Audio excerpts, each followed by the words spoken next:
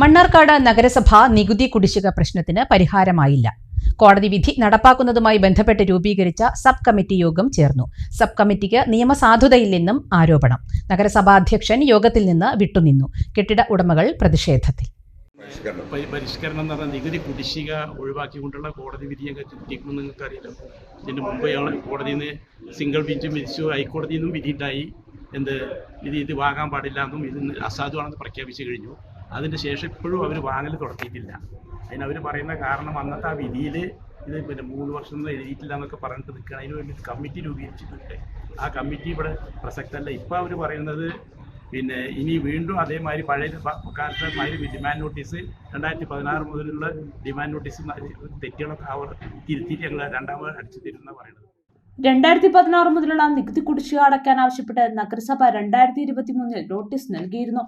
3 വർഷത്തിനു മുൻപുള്ള നികുതി പിരിക്കാൻ പാടില്ലെന്ന് മുനിസിപ്പൽ ആക്ടിൽ ഉണ്ടെന്നും 2016 മുതലുള്ള നികുതി കുടിശ്ശിക അടയ്ക്കാൻ ആവശ്യപ്പെട്ട് നോട്ടീസ് നൽകിയത് ആക്ടിനെതിരാണെന്നുമാണ് കെട്ടിടമുടമകളുടെ വാദം. ഇക്കാര്യം ചൂണ്ടിക്കാട്ടി കെട്ടിട ഉടമകൾ ഹൈക്കോടതിയെ സമീപിക്കുകയും നടപടിക്രമങ്ങൾ പാലിക്കാതെയാണ് ഡിമാൻഡ് നോട്ടീസ് നൽകിയതെന്ന കെട്ടിടമുടമകളുടെ വാദം അംഗീകരിച്ച് അനുകൂല ഉത്തരവ് നൽകുകയും ചെയ്തു. ഈ ഉത്തരവ് നടപ്പാക്കുന്ന കാര്യം ചർച്ച ചെയ്യുന്നതിന് നഗരസഭാ അധ്യക്ഷൻ, ഉപാധ്യക്ഷ, സ്ഥിരം സമിതി അധ്യക്ഷർ, കെട്ടിടമുടമകൾ എന്നിവരുൾപ്പെട്ട സബ് കമ്മിറ്റി ഒക്ടോബറിൽ ചേർന്ന കൗൺസിൽ യോഗത്തിൽ രൂപീകരിച്ചിരുന്നു. ഈ കമ്മിറ്റിയാണ് വ്യാഴാഴ്ച യോഗം ചേർന്നത്.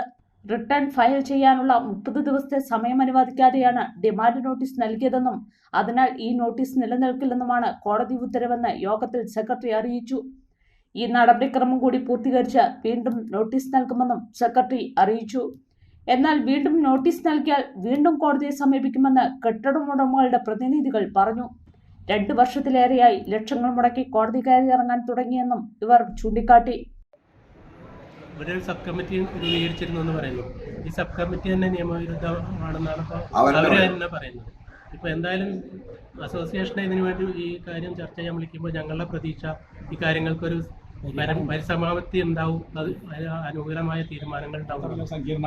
ഇപ്പോൾ ഞങ്ങളെ അറിയിച്ച വിവരങ്ങൾ പ്രകാരം അവർക്ക് പ്രൊസീജിയറൽ ആയിട്ടുള്ള നടപടിക്രമങ്ങളിൽ വന്നിട്ടുള്ള വീഴ്ച കാരണം ആണ് ഈ വിധി എതിരായിട്ടുണ്ടായിട്ടുള്ളത്, മുനിസിപ്പാലിറ്റിക്ക് എതിരായിട്ടുള്ളത്. അതുകൊണ്ട് വീണ്ടും ഇതൊക്കെ പാലിച്ചുകൊണ്ട്, നിയമങ്ങളൊക്കെ പാലിച്ചുകൊണ്ടുള്ള നോട്ടീസ് ചെയ്തിട്ട് അതിൻ്റെ മുകളിൽ വിചാരണ നടത്തി വീണ്ടും നികുതി പരിഷ്കരണ ഉത്തരവ് പുറപ്പെടുവിക്കും, നോട്ടീസുകൾ ചെയ്യും.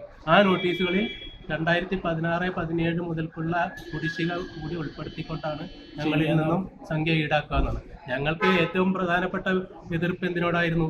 ഈ അരിയർ വാങ്ങുന്നതിനാണ്. അരിയർ എന്തുകൊണ്ട് സംഭവിച്ചതാണ്? ഈ മുനിസിപ്പാലിറ്റി 2016-17 നിലവിൽ വന്ന അന്ന് തന്നെ നടത്തേണ്ടിയിരുന്ന അസസ്മെൻറ്റ് 5 വർഷം പഴയ മുനിസിപ്പൽ കൗൺസിലും അതിനുശേഷം 2-3 വർഷക്കാലം നിലവിലുണ്ടായിരുന്ന മുനിസിപ്പൽ കൗൺസിലും വൈകിപ്പിച്ചതിന് ശേഷമാണ് ഈ അസസ്മെൻറ്റ്, ഈ നികുതി പരിഷ്കരണം, പ്രോപ്പർട്ടി ടാക്സ് പരിഷ്കരണം എന്നുള്ള നടപടിയിലേക്ക് മുനിസിപ്പാലിറ്റി പോയത്. ഇത് ഞങ്ങളുടെ കുറ്റം കൊണ്ടല്ല ഈ 8 വർഷത്തോളം ഈ അസസ്മെൻറ്റ് വൈകിച്ചത്. അത് ഇവിടെ മുനിസിപ്പാലിറ്റിയിൽ വന്ന തെറ്റാണ്. ആ വീഴ്ച, അതിൻ്റെ അപഭാരം ഞങ്ങളിലേക്ക്, ഈ പാവപ്പെട്ട ബിൽഡിംഗ് ഓണേഴ്സിൻ്റെ തലയിലേക്ക് ഇട്ടുകൊണ്ടാണ് ഈ നോട്ടീസ് ഇട്ടത്. അതിനെയാണ് നടപടിക്രമങ്ങൾ പാലിച്ചില്ല എന്ന കാരണം പറഞ്ഞുകൊണ്ട് കോടതി തള്ളിക്കളഞ്ഞിരിക്കുന്നത്. ഇനിയും ഞങ്ങൾ ഇങ്ങനെ തന്നെ ചെയ്യാൻ പോകുന്നു. അത് ഞങ്ങളെ ഒന്ന് അറിയിക്കാൻ വേണ്ടി മാത്രമാണോ ഈ മീറ്റിംഗ് വിളിച്ചുവിട്ടതെന്ന് ഞങ്ങൾക്കറിയില്ല.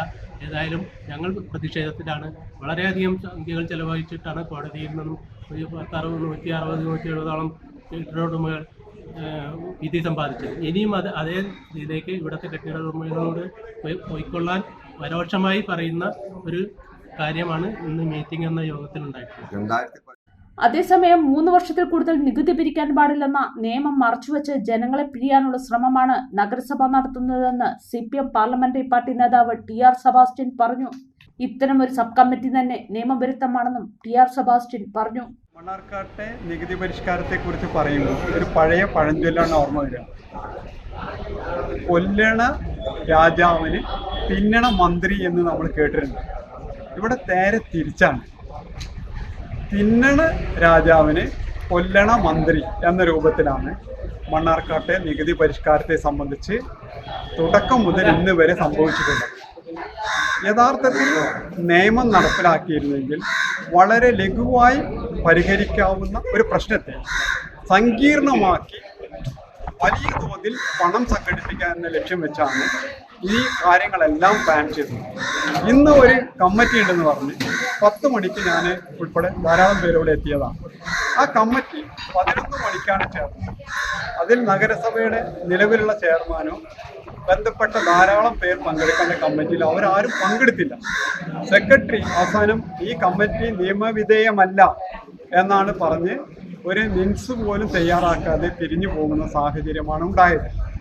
ഇപ്പോഴും പരിഹരിക്കാൻ കഴിയുന്ന വിഷയത്തെ ഒരുപോലെ വല്ലാത്ത ഒരു പ്രതിസന്ധിയിലേക്ക് തള്ളിവിട്ട് മണ്ണാർക്കാട്ടെ ബിൽഡിംഗ് ഓണേഴ്സിനെയും നികുതിദായകരെയും പ്രയാസപ്പെടുത്തുന്ന സാഹചര്യം ഇപ്പോഴും നിലനിൽക്കുന്നു. ഇനിയും കോടതിയിലേക്ക് പോകേണ്ട ഒരു രൂപത്തിലേക്ക് കാര്യങ്ങൾ എത്തുന്നു. തികച്ചും ആക്ഷേപാർഹമായ ഒരു നടപടിയാണ് സ്വീകരിച്ചിട്ടുള്ളത്.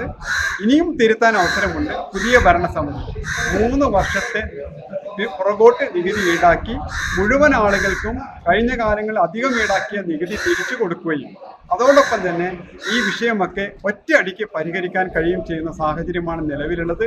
അതിന് തയ്യാറാകാതെ ഇപ്പോഴും ആളുകളെ പ്രയാസപ്പെടുത്തുന്ന തീരുമാനങ്ങൾ വീണ്ടും എടുക്കുന്ന ഈ സംവിധാനത്തിൽ ഞാൻ പറഞ്ഞ പഴഞ്ചൊല്ലിനെ അനർത്ഥമാക്കുന്ന രൂപത്തിലുള്ള നിലപാടാണ് മണ്ണാർക്കാട് നഗരസഭ സ്വീകരിക്കുന്നത്. അത് പുതിയ ഭരണസമിതി തിരുത്തും എന്നാണ് ഞാൻ പ്രതീക്ഷിക്കുന്നത്. മണ്ണാർക്കാട്ടുകാരുടെ ആഗ്രഹം അതാണ്. പുതിയ ഭരണസമിതി വസ്തുനിഷ്ഠ യാഥാർത്ഥ്യങ്ങൾ തിരിച്ചറിഞ്ഞുകൊണ്ട് ഇത് പരിഹരിക്കാൻ മുന്നോട്ട് വരും. മണ്ണാർക്കാട് റൂറൽ സർവീസ് സഹകരണ bank, the pleasure of personal banking.